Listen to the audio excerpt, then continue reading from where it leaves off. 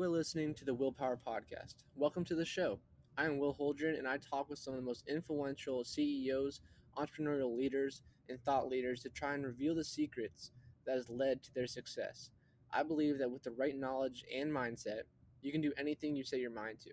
So if you want to learn how to change your life for the better, if you want to learn how millionaires actually became wealthy, or if you want to develop and start your own business from the ground up with the right knowledge to help you, then you are in the right place because this is the Willpower Podcast. Nowhere that we go is a one-way street. Nothing that we love is a one-day key. And if we gon' do it, we gon' do this now. And if we say we gon' hold this down. Nowhere that we... How's it going, everyone? My name is Will Holdren, and I am the host of the Willpower Podcast. Today we have a very special guest, and her name is Holly Haven. And Holly is actually an EXP realtor, and she is based out of Texas. So it's an absolute honor to have her on here today. So Holly, thank you so much for joining me. Yeah, thanks for having me. Of course, my pleasure. I'm really looking forward to this conversation. I love talking with agents and kind of figuring out how they got to where they are today. So I'm excited for this, and I'm sure my audience is as well. And so to kind of just get started, I kind of want to go into your childhood a bit. So you can kind of talk about what your childhood was like and how it kind of helped turn you into who you are today. So what my childhood was like? Yeah, and how it helped turn you who you are today. Yep. Mine probably is a little different. My family is all entrepreneurs. So my parents owned and ran a family business from the time I was small, and still run it today. And actually my parents were divorced. So both my mom and stepdad ran a family-owned business. And then my dad is an entrepreneur and owns multiple businesses. So we didn't grow up with kind of that normal corporate, lifestyle. Everything was it's kind of like what you killed is what you got to eat. Yep. That's amazing. And so you had the entrepreneurial blood coming up. So I love to see that. And so when you were growing up, did you want to become a realtor and go in that side of entrepreneurial space, or did you have other aspirations, or what did that look like? Yeah, I don't think I had any idea. I say every day, I'm still not sure what I want to be when I grow up. Maybe one day I'll figure it out. I don't think as a kid I was like, oh, I want to be a realtor. I just don't think I knew. I knew that I didn't like working for other people. I'm very strong-willed and have a lot of my own opinions that I feel strongly about. And so I knew that might not be the best atmosphere for me in corporate America. So, yeah. Gotcha. Well, I love that. That's what a lot of entrepreneurs think as well. So it must be something there. So after high school, did you end up going to college, or you go straight into the corporate world first, or become a realtor right away, or what did that look like? Yeah, I went to college. So graduated. I grew up in the Herschel, Bedford area, kind of out by Dallas-Fort Worth Airport. So I graduated college, moved away about 3 hours away from home, right? Your first big experience away from home. So I went to college. I did not know what I wanted to be. I had no idea what I wanted to get my degree in. My parents said, just get a piece of paper. Nobody cares what it says. So I ended up deciding I was going to get my degree in hotel restaurant management. Okay. So that's what I did. I ended up graduating from a different school. I graduated from North Texas in Denton, and have a degree in hotel restaurant management, which if you ever see an old resume of mine, it probably just says a degree in management. Because I did not go into the restaurant or hospitality industry, really. I had worked in the industry all through college and high school, and thought it seemed like a really great idea, but the hours are terrible if you actually want to go into like restaurant management. So yeah, after college, I was telling somebody the other day, my first job out of college, this might date me a little bit, I got my first offer letter for Brinker International. They own Chili's and Macaroni Grill and all those restaurants. And it was a corporate job in accounting with my hotel restaurant degree. Oof. And it was for $24,000 a year. And I was so excited to get that offer letter. Man, that's not a lot nowadays. I know, right? Now it's like one commission check. Right. How about it? Times have changed. Yeah. Awesome. Sure. That's awesome. So it always amazes me that, a lot of realtors I talk to, they're always like in the restaurant industry, like in one way or another. And here's another example of that, so you kind of got that background of just kind of dealing with people and kind of learning how to analyze them and just talk to them normally. So from that background of yours, like, what do you think has been the most important thing that you've learned from being in the restaurant industry before you transitioned into real estate? Yeah, I think some of that came even from my parents, because the business they own is a very service-oriented business. And I know my mom said my whole life growing up, if you only have service to sell, you better sell it really well and you better be good at it. Right. And so that was kind of ingrained in us from an early age, is to really just provide great service. So the hospitality industry, I think, just beats that into you a little bit more, right? The customer's always right. You do everything kind of bend over backwards to make sure that the customer experience is a good one. And I think that's why it translates so well into our industry, is all we have to sell is service. We don't have the 100 homes that we might show, right? Those aren't our homes. We don't have that actual inventory. So we're selling a service. And I think that's why it really connects so well. Yeah, that's a really great point. And another thing is that you also deal with people that don't always agree with you and that are very argumentative and are always negative. And so it's good to be able to learn how to kind of handle those kind of people when you transition over. So we call it Gen Pop. Yeah, exactly. Population. Yeah, exactly. It's something that everyone needs to learn how to do. So it's cool that you kind of learned that for going into real estate, actually. Yeah. We actually made both of our kids work in the restaurant industry during high school and college. That was one of my roles when they were time for them to get jobs. I was like, you have to go work in the hospitality industry, even if it's just for, a year, just one good job. You need to really understand what the general public is really like. Yeah, that's smart. Well, they have a good mom, because that's smart of you, because I wish I would have done that. And no matter what industry you go into, you're gonna have to learn how to talk to people. So yeah, it's extremely important. So after your hospitality industry, you're kind of in there for a little bit. Did you go right into real estate after that? And then why did you decide to make that switch? Yeah, so I originally got my license in 2002 and found out that I was pregnant with my youngest son about the same time. So it slowed us down a little bit. We were young. We had 2 young children, or one on the way and 1 toddler. And so real estate being all commission based, I kind of got into the industry in 2002, but I really just had a hard time, we needed paychecks. We needed that cash flow. So I had a hard time really getting going back then. So I kind of was in and out of real estate while I was working other jobs. I worked for my parents' family business for a while. I actually owned a fitness center for a little bit, for a couple of years. So I kind of did all these different things trying to figure out, really exactly what I wanted to do, but I was licensed the whole time. So I got kind of left real estate for a little bit, right? Took a little pause because I needed actual paychecks there in the early days before I knew what I was doing, and got back into real estate in 2006, 7, and 8. And so you can see where that's headed. Great time to be back in it. Yeah. So 2008, we obviously had the financial lending crisis, and I left real estate at that time.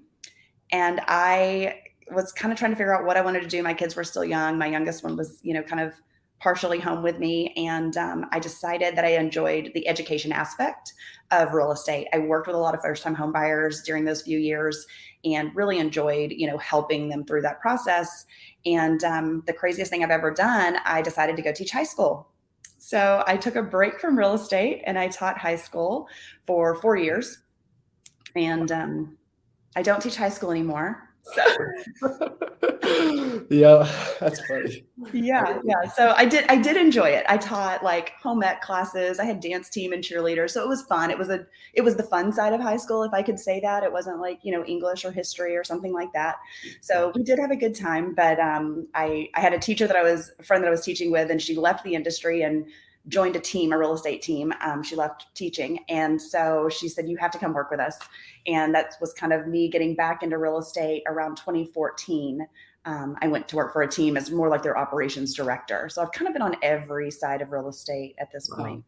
Gotcha. That's pretty amazing. So you technically had your license back in 2002 and didn't really do anything with it until 2014. So yeah, that's pretty interesting to see. And so when you're going that 50-50 kind of being a real estate agent, you said you're doing some other stuff, like you had a gym at one point. Yeah. Did you have any sales during those years that you were only going 50-50? Very little. I will say I was young. I needed cash flow, right? We just needed to be able to pay the bills. We owned houses and cars, and we had kids and daycare and all that stuff. So I had a really hard time taking off and really just figuring out, where's my business going to come from? I think a lot of that is limiting beliefs, right? My mindset. I thought I was too young. I didn't think people would trust me. I didn't think people, would let me sell their house. And if I could go back and do things differently, I would definitely be in a different position today. But everybody has their journey, and I guess that was mine. Right. And you found your way back into real estate too. So, I mean, that's impressive after everything that you kind of went through, even the recession, 2008. Like that's, I don't know, a lot of people would come back to it after doing all that kind of stuff. Yeah, you know, if I know a ton of agents who stuck out those 2008 to 12 years, 2008, 2012, and built such an amazing business during that time because the industry was shifting and they were able to shift with it. At the time, I just didn't feel like I had the foundation or even the knowledge or to know what the next step was. So it was, Yeah. sometimes we take the easy route. And I think that's what I did. I took the easy route. I got out of real estate and I realized I missed it. I enjoy the industry. I enjoy the people. I enjoy the whole process of real estate. So really I'm back in since 2018, 100% in sales. So I had another little space in there where I left and worked for a real estate marketing company. So I was coaching agents on social media marketing, and I was their ops director for that third party company. So like I said, I kind of took the long route into getting back into sales. Right, right. Well, that's an important process. It's cool that you were able to learn all that information because obviously when you jump back as a full-time realtor, that obviously helped you out in the long run. So Yeah. that's pretty cool to see. And so after you went through that teaching high school stint for a little bit and you went back into real estate, did you go full-time then at that point, like full-time real estate? I did. So when I left high school education and I went back into real estate, I was an ops director for a team here in Plano, Texas. So really I did more of the back end, the office stuff, just kind of processes and database and all that good stuff. I wasn't doing really any client facing other than from the customer service side, but not from sales. So I did go back in 100%. But it was a little more of that corporate atmosphere, you know, which I always said I didn't want to be in. Yeah. But it took me on a completely different path that I wasn't expecting, because that is actually how I ended up in the role working for the third party marketing company. And I worked virtually for them. So they were based out of Boston. I was here in Dallas, and I ended up running kind of the client services team in this area. So all of my staff was virtual. Gotcha. And we learned a ton on the social media side. I was able to coach agents on how to generate more leads and really be more forward facing on social media. And after a couple of years of that, I realized I was still licensed. I'd had my license all this time, and I was coaching agents to probably make 3 times the income I was making. And just kind of realized, you know, my kids were older. My kids are now 18 and 21. So I had one kind of graduating high school and, you know, one in high school. So my life was a little bit easier by that point. And when I went back into sales, I was able to launch really quickly that time around and had a lot more early success, which made it easier to stick out. That's awesome. Let's actually dive into your kind of marketing stint for a little bit. So you said you were coaching realtors about how to take advantage of online presence and kind of learn how to generate leads online. So what were some of the top ways you would teach them how to do that? Because obviously things are moving more towards an online environment. Obviously we're at the EXP and, you know, it's a cloud-based brokerage, which is super exciting to see how that'll be implemented into the future. So what are some of the top ways you were teaching realtors to kind of use their online presence? Yeah, at the time, I mean, even though we talked about video a little bit, it was really all about Facebook. Everything we coached. So this is 2016 to 2018. We were just coaching almost 100% on Facebook, really how to stay in front of people, whether it was creating community Facebook groups and engaging that way, or really the Facebook, the lead capture posts that you still see today, right? That's what we were coaching on. And it was still a pretty new process, kind of how you actually get people to engage in those posts. And one of the things we did then that, you know, I'm seeing people move away from now, but I haven't quite moved away from this. When you're posting something online and you're trying to promote a property, yes, I want to sell that property, but more than anything, I'm looking to engage leads, buyer and seller leads. So if I tell people, here's where it's located, here's how much it's listed for, here's all the details, then there's no engagement, right? You've given them everything they need. So we kind of went through this coaching process of really coaching agents on how to tell the story without giving all the details, because you want engagement. You want people to say, hey, where is this house located? How much is it listed for? You know, can I bring a horse because it's 2 acres or whatever that might be? We wanted people to engage with the post. And some of that is really just not giving away all the information, right? Make them ask the questions or make them fill out that lead capture form in order to get the information that they're looking for, because they may not want to buy that house, but they're thinking about buying a house. And that's really all we need to know, right? Who's walking in the door saying, you know, I'm ready to do something. And it's our job to then kind of track down the details and see how we can help. Gotcha. And that's why like open houses are pretty crucial too, because just like you're talking about, it's the people that just walk in that do want to buy a house sometime in the near future. Yeah. And so you're talking about using Facebook ads back in like 2018. So do you guys still use that strategy today, or do you use any new strategies, or what does that look like for you? Yeah, we do. We still use it. I don't do as much lead capture as I used to, just mostly because, people are pretty savvy to exactly what that process looks like. They know when they give you their phone number and email that they're going to get called, they're going to get emails. So that's changed a little bit. I do a lot more messenger now, where people will, I'll say, hey, message us for additional information. And they seem like that feels a little safer to them. Like they're not giving me their information, but they're engaging. And once we get a little bit of back and forth, I'm like, great, can we chat? Can I give you a call? So the process is a little bit more in depth now, but the leads are higher level leads. So even though we're kind of doing the same thing, we're really not doing those old Facebook lead capture forms anymore. We're just doing things a little differently. Gotcha. But you're still using Facebook ads though, for the most part. Yeah, Facebook and Instagram pretty much exclusively. We do quite a bit of video, so we do use YouTube, and it's a great engagement tool. It's just a little less, you don't know who's watching those, right? It's a little bit harder to track some of the YouTube. You can see the numbers, but you can't really tell because the engagement, that back and forth messaging really isn't there. But we do get a lot of engagement out of videos. I think videos are super important because the people that are looking, if they're coming across your videos, they start to feel like they know you. There's a rapport built before you've ever, met face to face. If I meet with a lead that has already watched some of our videos, maybe that's how they actually found us, then it's a done deal. Really, they're reaching out because they want to take the final step.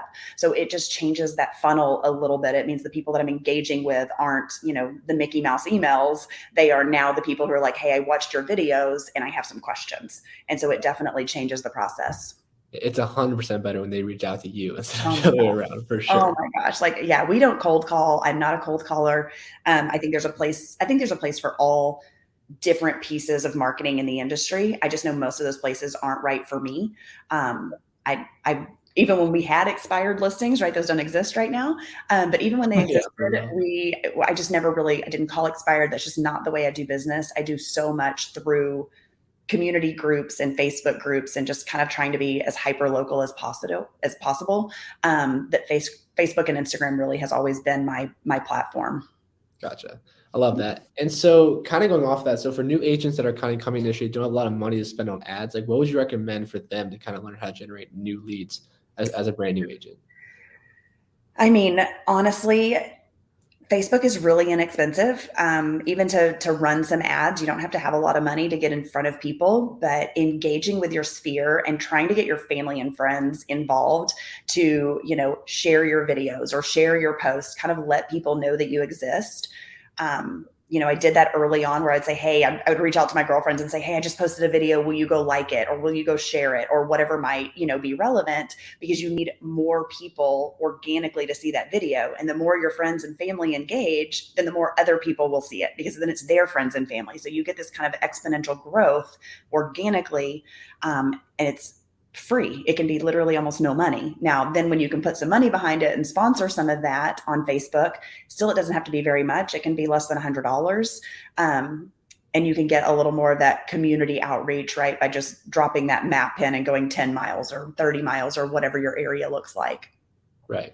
No, yeah, that's a really good answer. And I don't know if you listen to Bigger Pockets podcast at all, but some of the things that they say is that you should pretty much just go out there and call everyone on your phone and just tell them that you're a realtor and just see what can happen out of those conversations. Yeah. And I feel like so many people that just are new in the industry, they're scared for some reason to kind of let the other people know that they're a realtor for some reason. So it's important to kind of get over that fear a little bit.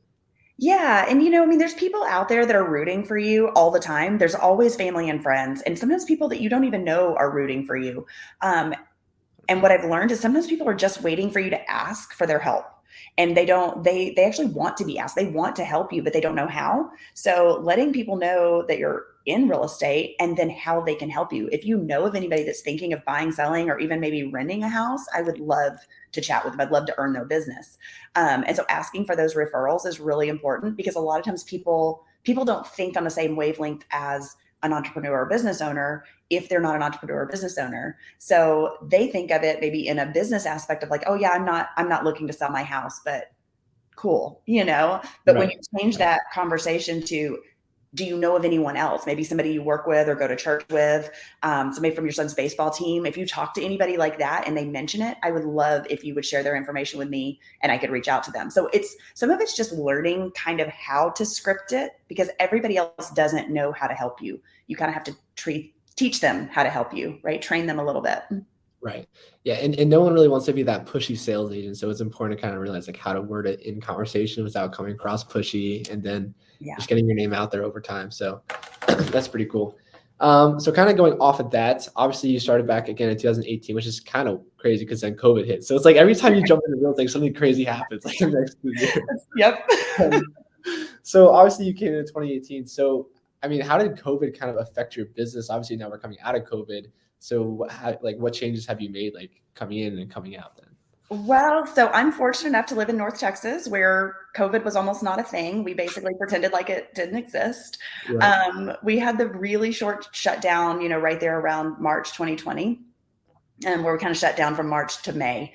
And so we did have that. We experienced it. Everything slowed down a little bit. And in the industry, we really did think, oh gosh, we might have basically a shutdown. We might come to a screeching halt.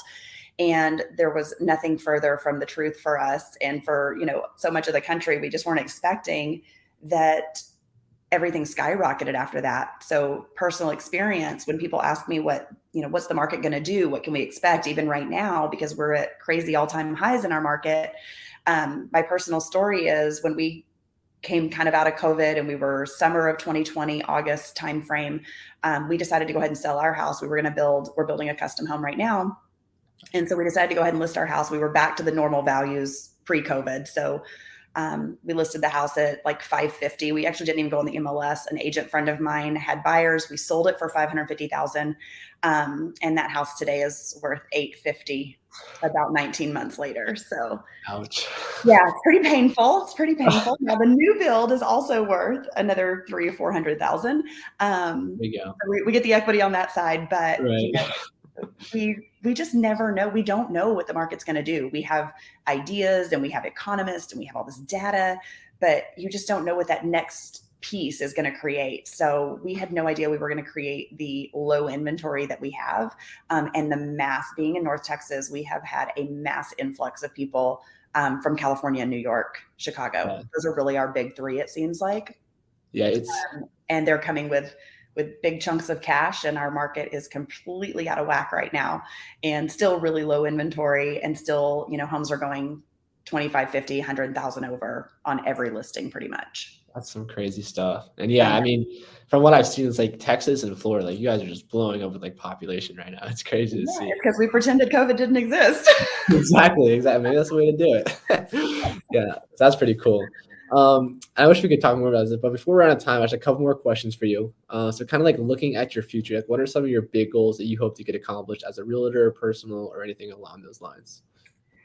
Yeah, so I actually just made the move to EXP. It's been about a month. So this is kind of a new thing for me being at EXP. I'm super excited about the business model and what our opportunities are.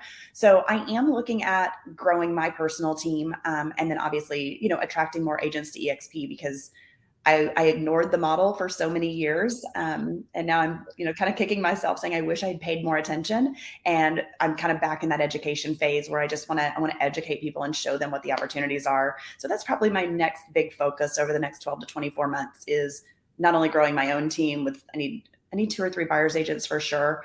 But then also kind of growing that EXP team as well. Gotcha. Well, I'm sure you're definitely way ahead of the curve for joining EXP. So congrats on that. And that'll be cool to see you grow your team next couple of years. So yeah, that'll be very cool. And then my next question is for realtors that are brand new in the industry, kind of just, this is their first year, like what's your number one tip for them to have success in the industry? Oh my goodness. As many open houses as you can possibly do, like just live in open houses, hold everybody's house open that will let you hold it open. Post on social media as much as possible, be in front of people. You don't have to be pushy to let people know what you're doing. If you don't have listings, ask another agent in your market if you can borrow their listings to promote, because that's the number one thing I hear from agents are like, I don't have anything to promote. I don't know what to do. I don't know how to get more people. So promoting other listings in your area that an agent will allow you to promote is a huge way to get some interaction, right? It's not fake it till you make it, but it's a little bit, right? If you don't have that beautiful listing to hold open, then ask somebody if you can hold theirs open.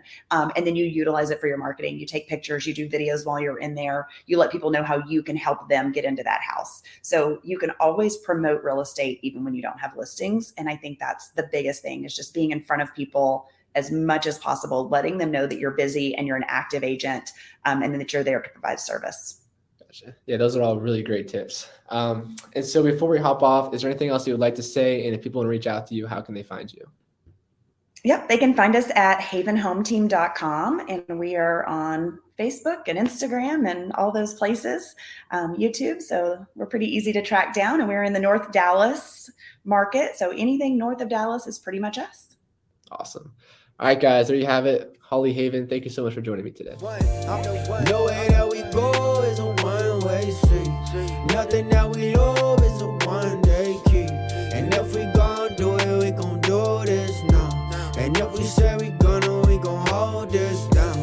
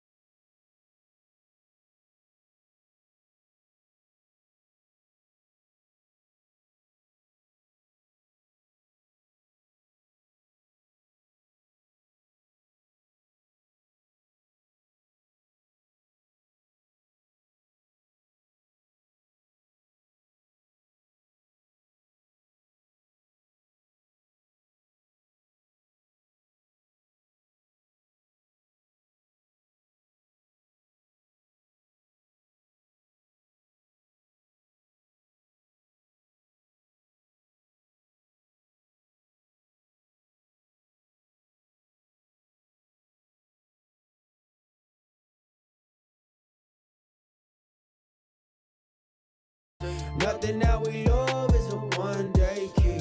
And if we gon' do it, we gon' do this now. And if we say we gonna, we gon' hold this down.